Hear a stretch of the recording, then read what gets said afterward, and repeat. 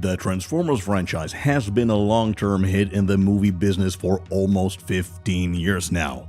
In recent weeks, the PR machine for the upcoming 7th part has been running at full speed and has given us a few surprises. In today's original episode, we introduce you to the recently announced news as well as the current progress, the team behind the film, and a lot more infos. So, sit back and enjoy our preview for the upcoming Transformers: Rise of the Beasts.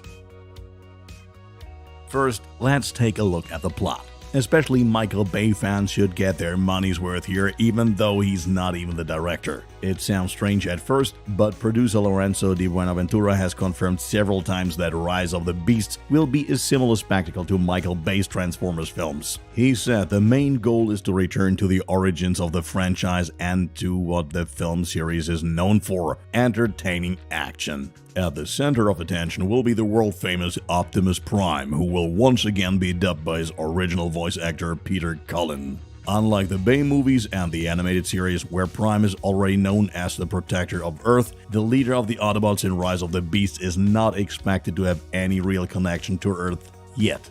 It is only in this film that he will develop a protective instinct alongside his Autobot friends. At this point, we can most likely count on many new friendships between robots and humans, just as we are used to from the prequels. The main characters on the human side are Elena and Noah. The two New Yorkers are not exactly on the bright side of life and desperately try to keep their heads above water. Elena, played by Dominic Fishback, is a full-time artifact researcher and is suffering from a toxic working environment.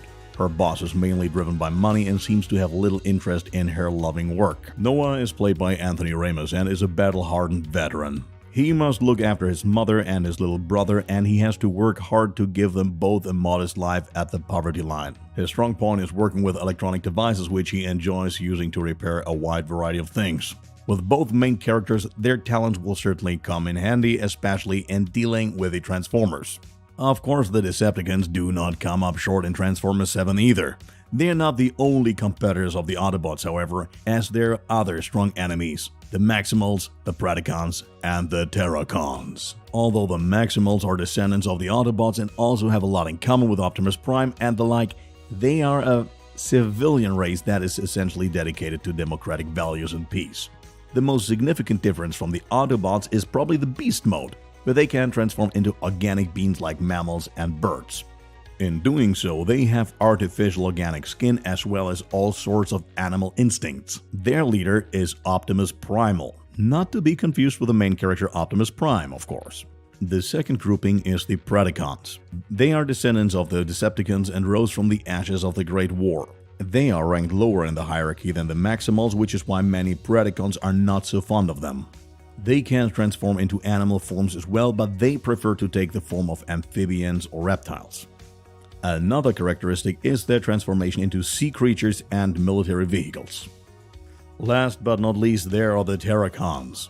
These are undead transformers that are made out of dark energon. Some versions can even suck energon from other transformers to become stronger themselves.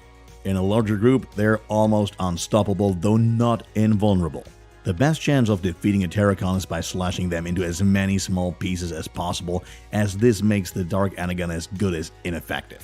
They don't have a real mind and try to destroy everything in their way, so not too easy of an opponent.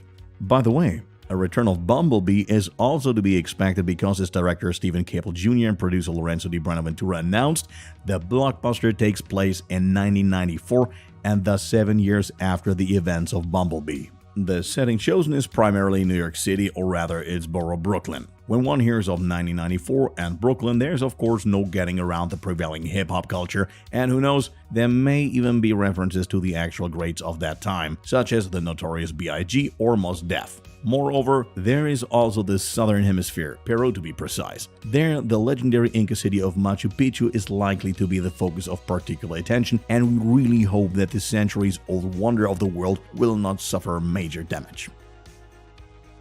In addition to the human actors, there are also some newcomers among the robots, which we would like to introduce to you now. We'll start with Optimus Primal, whom we already introduced as the leader of the Maximals. He was the leader of a research vessel that went off course while chasing a Predacon ship. In the Predacon ship sat none other than Megatron, by the way. In terms of character, the Steely Gorilla is very down-to-earth, and this in spite of the fact that he likes to talk big. Of course, this doesn't mean that he won't use any means to cope with a risky situation, for he always finds a solution no matter how unusual it may be.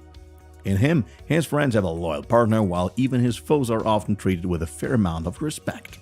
Another new character is Eraser. She belongs to the Maximals, flies around kinda carefree, and is mainly used for reconnaissance and surveillance.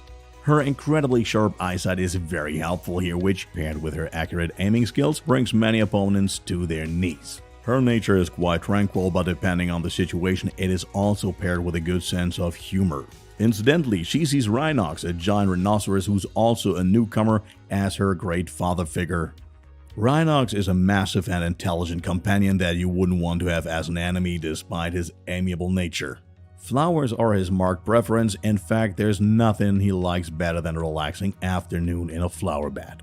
He is close friends with Optimus Primal and could arguably lead the Maximals with ease should he want to.